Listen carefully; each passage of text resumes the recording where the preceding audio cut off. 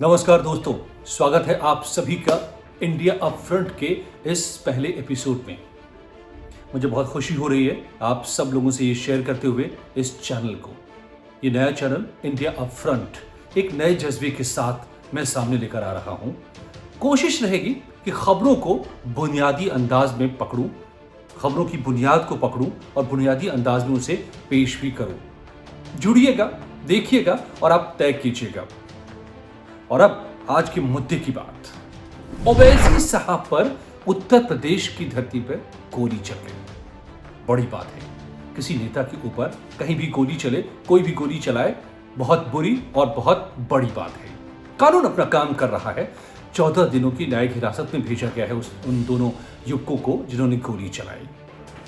यह भी कहा जा रहा है कि यह एक सियासी तौर पर रचा गया ताना बाना है, ये साजिश है, ये वोट बटोरने के लिए चुनाव के मैदान में ये सब कुछ खेल खेला गया है। ऐसा भी पार्टियां कह रही हैं, आरोप लगा रही हैं बीजेपी और ओवैसी पर एक दूसरे से मिली भगत करके ये सब कुछ करने की। मुझे नहीं मालूम, कानून तय करेगा। अब पुलिस की कार्रवाई चल रही है, लेकिन मुद्दा इससे बड़ा है। और वो मुद्दा क्या है? मुद्दा ये है कि क्या वाकई लोग इस देश में अपने फायदे के लिए, सियासी फायदे के लिए नफरत को हवा देते हैं। नई बात नहीं है, नफरत ने ही इस मुल्क को कभी बांटा था, ये आप और हम जानते हैं। बंटवारा हो चुका है इस मुल्क का हिंदुस्तान और पाकिस्तान में। तो क्या अगर वो दोनों युवक जिन्होंने गोली चलाई, उनके भीतर वाकई, जैसा पुलिस दावा कर रही है, इन युवकों ने कहा है कि उनको नफरत थी, हेट स्पीचेस से ओवैसी बंधुओं की, तो क्या ये वजह हो सकती है? आइए इसको समझने के लिए थोड़े हम इतिहास में चलते हैं, पीछे चलते हैं।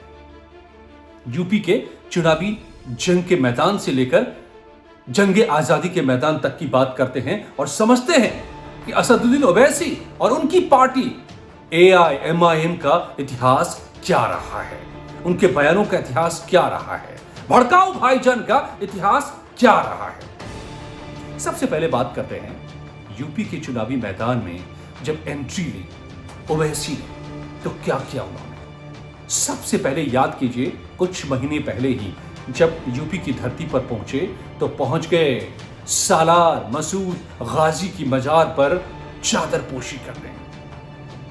जानते हैं आप कौन था वो सालार मसूद गाजी? वो शख्स जिसने 17 बार हिंदुस्तान पर हमला किया था और आखिरकार मारा गया वो बहराइच की धरती पर राजा सुहेल देव के हाथों।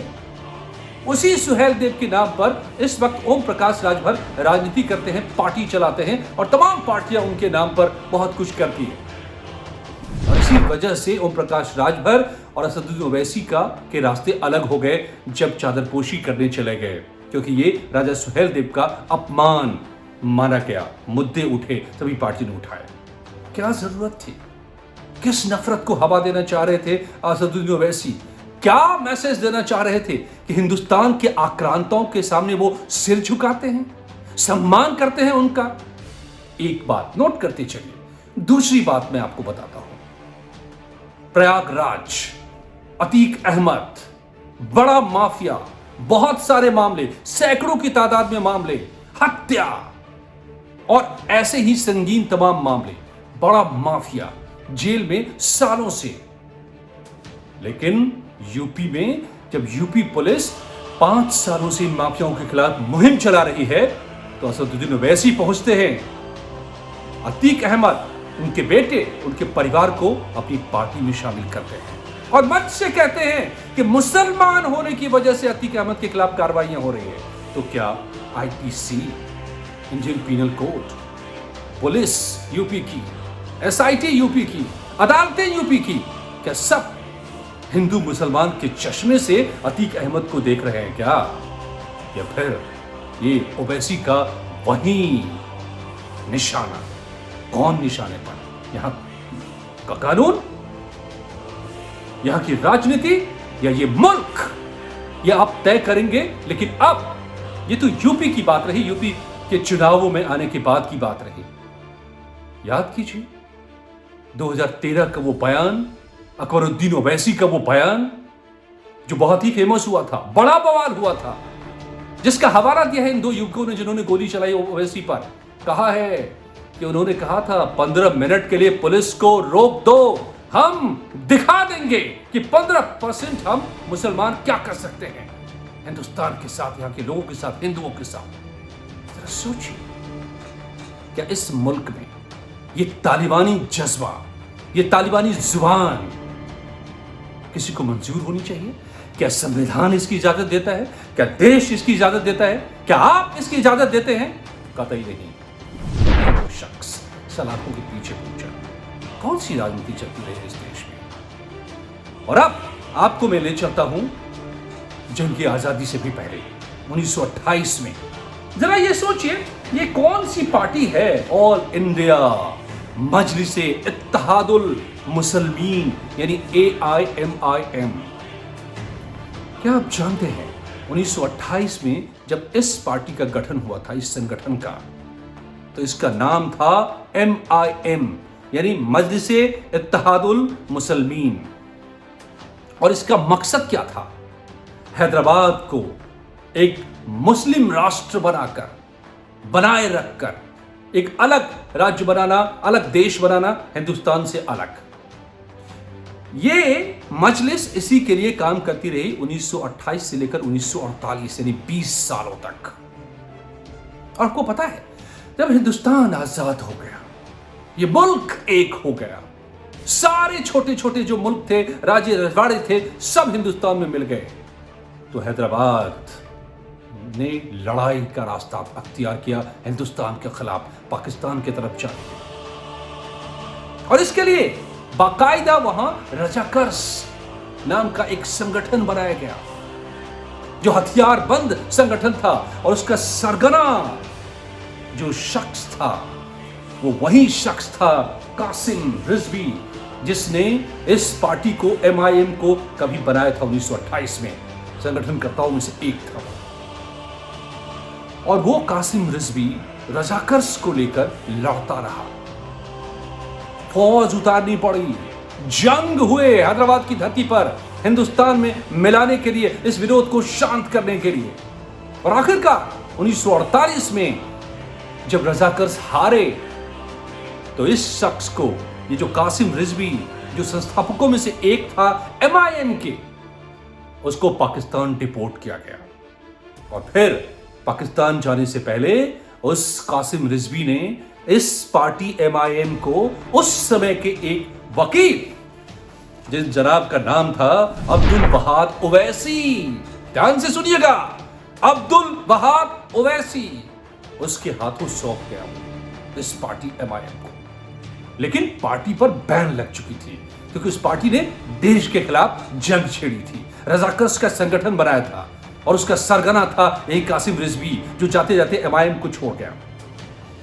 1957 तक पार्टी पर बैन रही। 1957 में फिर एक चाल चली गई, इस पार्टी में ऑल इंडिया लगा दिया गया, इसको रिवाइव किया गया, इसके कॉन्स्टिट्यूशन को बदल दिया गया, संविधान को बदल दिया गया, कुछ लाइनों को कागजों पर बदल दिया गया, और ये पार्टी चल पड़ी।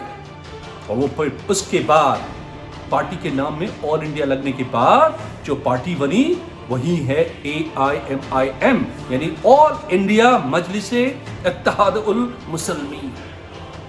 वो मजलिस जो कभी हिंदुस्तान के खिलाफ लड़ाई के लिए बनी थी, वही पार्टी है ये AIMIM। और ये असदुद्दीन ओवैसी, अब्दुल वहाद ओवैसी, जिनके हाथों कासिम रिजवी ने पार्टी को सौंपी थी, उसने उसके बेटे को पार्टी दी, सलाउद्दीन ओवैसी को, और उसके बाद उनके बेटों असदुद्दीन ओवैसी और अकबरुद्दीन ओवैसी, ये दोनों भाई इस वक्त पार्टी चला रहे हैं।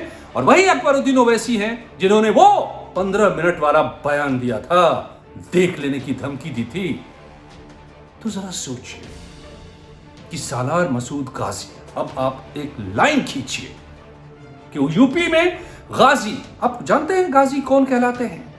गाजी कहलाते हैं वो जिन्होंने हजारों काफिरों का कत्ल किया हो, और इसीलिए सालार मसूद गाजी कहलाता है। इसने 17 बार गजनवी के लिए हिंदुस्तान पर आक्रमण किया था, उसका सेनापति हुआ करता था, जो मारा गया था राजा सुहेलदेव के हाथों, तब तक उसका आतंक रहा, लूट करता रहा, इस धरती को रौंदता रहा। वो 17 बार उसके मजार पर जाना, वो वैसी संदेश क्या देना चाहते हैं? उनके भाई देख लेने की बात करते हैं, क्या संदेश देते हैं? सबसे बड़े माफिया को टिकट देते हैं और उसको मुसलमान होने की वजह से उस पर कार्रवाई की बात कहते हैं, संदेश क्या देते हैं वैसे?